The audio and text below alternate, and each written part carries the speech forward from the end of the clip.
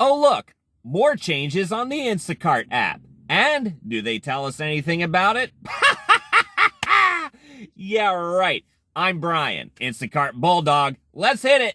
Well, many of you have probably noticed this. I've gotten a few comments about it on other videos about this new change in the app that when you tap can't find item, you are now prompted to take a picture. Here, let's take a look at what I'm talking about.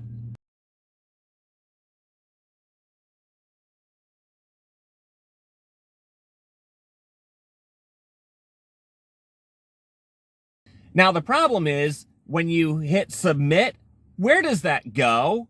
Does it go to the customer? Does it go to Instacart? I then continue to try to tell the customer. I go back, message the customer, say, hey, this is out of stock. Is there something else you might want? They've got this, they've got this, they've got this. And then this eventually comes up.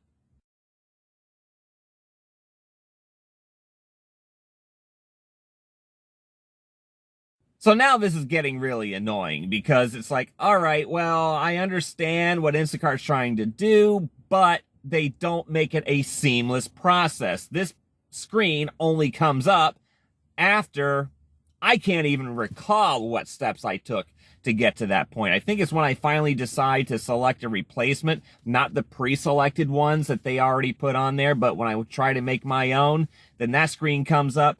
It just slows me down and it confuses the heck out of everybody. Great job, Instacart. Another worthless update. And do you think Instacart would tell us anything about it?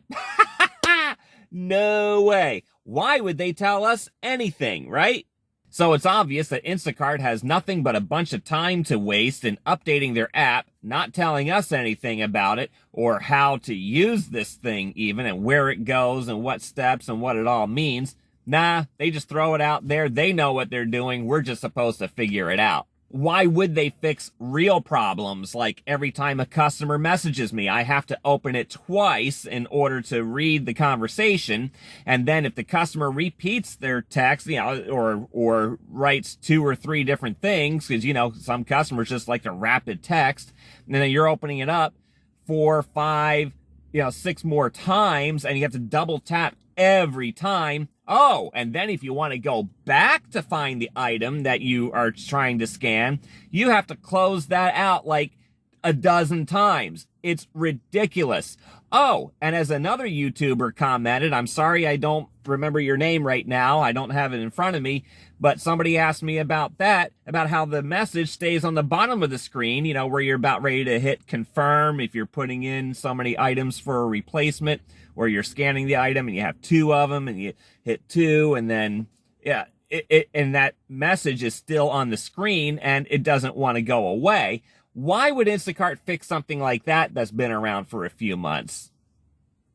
So I don't know how this update really helps us, and unfortunately, I don't have any information to help you get a bigger tip or better ratings out of this one, so I guess it's just all a failure.